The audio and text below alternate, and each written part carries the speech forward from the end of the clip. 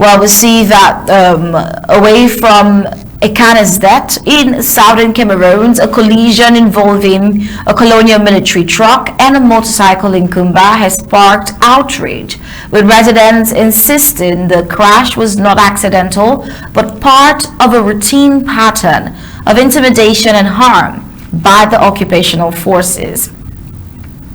The occupational forces from French Cameroon. We see that in the afternoon crash along Boya Road, opposite the Banga School Complex in Kumba.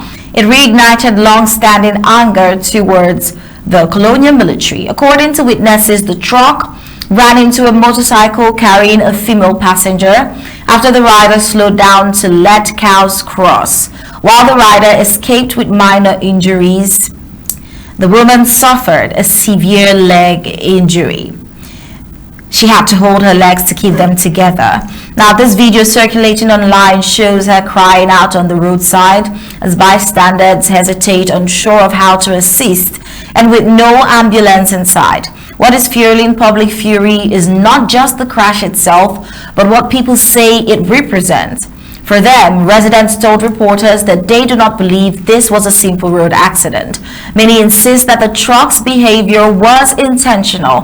The military truck, they described it as another example of how colonial soldiers treat civilians in the southern Cameroon. According to them, Paul military drivers often move through Amazonian towns at reckless speed, ignoring public safety and behaving as though civilian lives on the road do not matter. Community leaders say it is now a routine pattern, heavy military presence, aggressive conduct by this heavy military, limited accountability, and repeated harm inflicted on ordinary civilians who are already living in an atmosphere dominated by fear and uncertainty.